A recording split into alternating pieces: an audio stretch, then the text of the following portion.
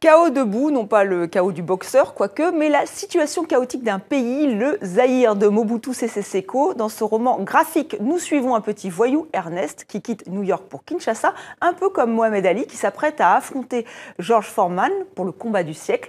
Une bande dessinée, ou plutôt un roman graphique signé Thierry Belfroid et Barli Barouti. Bonjour, bonsoir messieurs, merci d'être avec nous. Alors Thierry Belfroid, vous signez le scénario. L'histoire est assez compliquée, il faut le dire, mais c'est vrai qu'on se laisse prendre. Et avec en toile de fond, il y a donc ce combat du siècle à Kinshasa, le 30 octobre 1974. Pourquoi avoir fait ce choix ? Alors le choix, il est double. D'une part parce que c'est une belle porte d'entrée d'avoir cet événement dont tout le monde se souvient, ne fût-ce que confusément. C'est un combat qui est vraiment entré dans la légende. On dit souvent c'est le combat du siècle. C'est effectivement le vrai combat de boxe du siècle, du XXe siècle. Aucun autre n'a eu un tel retentissement.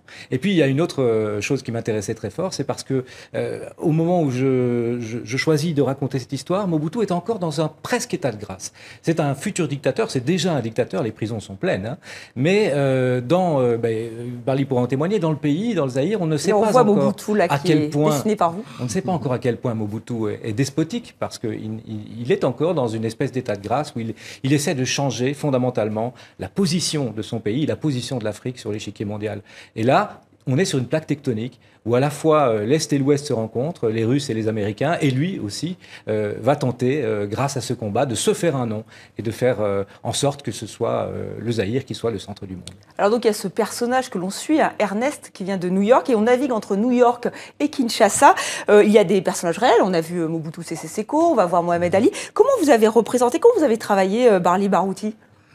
Non, mais tout simplement que, disons qu'avec Thierry, pour moi, tout était clair, complètement clair. D'autant plus que je connaissais assez bien les Congos. J'ai les Zaïre aussi. En fait, moi, je suis né au Congo belge, déjà.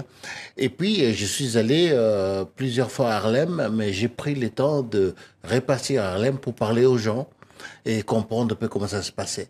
Et finalement, c'était à moi qui revenait d'arriver à faire ressortir justement cette différence qu'il y avait entre le black et les noirs. Voilà, le black américain et les noirs. D'ailleurs, il y a une citation à un moment, il y a Blanche qui est donc congolaise qui dit à Ernest, qui lui vient de New York, « Toi, tu ne comprendras jamais rien au Zaïre, il est trop naïf, c'est ça ?»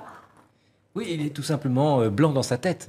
Et c'est ça qui est drôle, c'est que lui, il est, comme Ali d'ailleurs, convaincu que parce que sa couleur de peau est la même que celle des Zaïrois, il suffit de mettre le pied au Zaïre pour être un Zaïrois.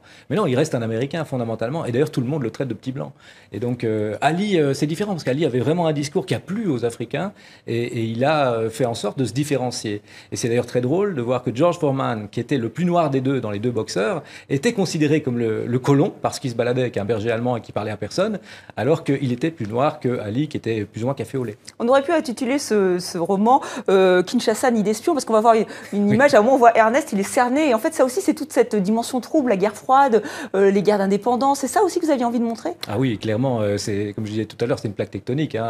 On a l'Angola là, qui est sur le point de se proclamer indépendant, qui est le voisin tout proche du Zaïre, et qui intéresse autant les Cubains que les Américains, que les Russes, et donc évidemment que c'est une période absolument incroyable où derrière les apparences, il y a toute une série de jeux géopolitiques qui sont très très importants. Barli Barouti, vous êtes reconnu dans ce regard de Thierry Belfroid sur ce Congo-là ? Ça fait bien que lui le voit déjà comme ça. Moi, j'étais de l'intérieur où nous avions une seule télé, on avait un seul syndicat des travailleurs, on avait tout, c'était un seul parti. Donc, Mobutu lui-même lui disait, papa bon moko, mabo moko, ekolo bon moko, mokonzi bonko. Ça veut dire, c'est un seul papa, une seule maman, un seul pays, un seul chef donc. Et nous, on était dans cette logique-là et nous avions un papa qui était le chef, le timonier, les guides éclairés, voilà, on suivait. Mais il y a la violence, elle est très présente. Vraiment, vous nous plongez dans les prisons, avec les prisonniers politiques. C'est vraiment, il fallait faire ressentir aussi cette tension. Mais on ne voulait pas non plus, malgré que ce soit Thierry ni moi, on ne voulait pas tomber dans l'exagération, dans la violence béante, tu vois, non, c'était pas vraiment ça. On a essayé d'essayer